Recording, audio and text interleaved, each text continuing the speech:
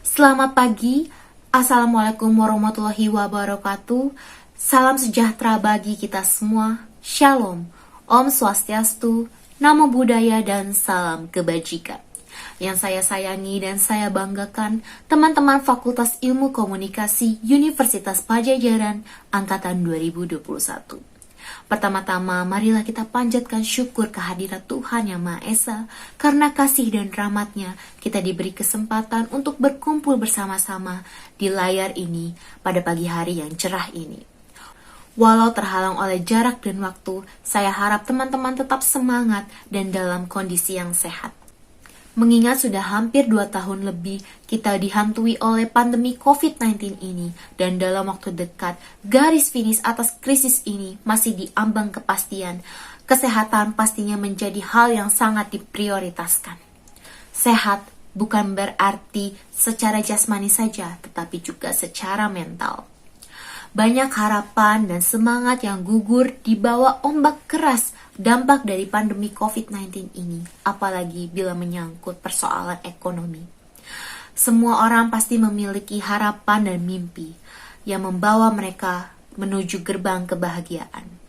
Tetapi terkadang batu-batu kerikil sering menghadang jalan kita sehingga mimpi yang kita harapkan tidak seperti kenyataannya. Semua orang pasti memiliki masalahnya masing-masing. Namun, tidak semua orang memiliki solusi dari permasalahan tersebut. Ada yang putus asa karena tidak bisa mendapatkan penghasilan di tengah pandemi ini. Ada yang putus asa karena tidak keterima di perguruan tinggi yang diinginkan. Ada yang bekerja di bawah tekanan. Dan ada yang sudah lelah karena penyakitnya tidak kunjung selesai. Dan masih banyak lagi permasalahan-permasalahan yang terjadi. Hidup merupakan suatu penyiksaan bagi orang-orang yang tidak bisa menemukan solusi dari permasalahan tersebut, dan pada akhirnya mereka memilih untuk membunuh dirinya sendiri. Berdasarkan data, terdapat 800.000 kasus kematian bunuh diri per tahun, dan 79% diantaranya terjadi di negara berpenghasilan rendah dan menengah seperti Indonesia. Artinya, ada satu kematian tiap 40 detik di mana orang-orang ini tidak tahu apa yang harus mereka lakukan, kesepian dan kehilangan harapan.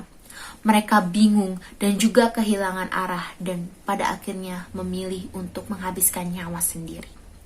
Kebanyakan dari kasus ini terjadi karena mereka tidak memiliki teman untuk mendengarkan dan memahami apa yang mereka hadapi. Mereka merasa diacuhkan dan akhirnya memilih untuk bunuh diri. Kesehatan mental adalah hal serius yang harus dipahami dan juga diatasi. Lantas, apakah ada solusi dari permasalahan ini? Apa yang harus kita lakukan? Solusi dari masalah ini adalah menjadi diri sendiri dan mencintainya. Bila Anda gagal dalam satu hal, bukan berarti Anda gagal dalam setiap hal. Anda itu berharga. Pikirkan kembali tujuan hidup Anda dan mulai bangkit kembali. Salah satu solusi untuk keluar dari permasalahan ini adalah menjadi diri sendiri. Kemudian carilah seseorang yang bisa mendengarkan Anda dan juga menerima Anda apa adanya. Jangan malu untuk bercerita, karena secara tidak langsung dengan bercerita itu bisa mengurangi beban pikiran Anda. Di sisi lain, sebagai seorang pendengar, cobalah untuk memahami, mengerti, dan juga memberikan saran yang baik sesuai kebutuhan, bukan untuk memojokkan, apalagi membandingkan suatu masalah seseorang. Karena pada dasarnya seseorang yang mentalnya sedang tergoyangkan butuh didengarkan dan juga diperhatikan. Ketika mereka bercerita kepada Anda, anggaplah itu sebagai suatu kepercayaan, karena mereka memandang Anda sebagai seseorang yang bisa memberikan rasa nyaman. Untuk Anda yang memiliki masalah dan merasa mental Anda sedang tergoyangkan, cobalah untuk menemukan suatu kedamaian dalam diri Anda. Sekali lagi saya katakan, Anda berharga. Saya tahu ini mungkin terdengar sulit, namun bila kita lakukan bersama-sama, saya yakin kita bisa menciptakan suatu perubahan. Bercerita dan mendengarkan mungkin terdengar sepele, namun hal itu bisa menjadi solusi yang membawa dampak bagi permasalahan ini.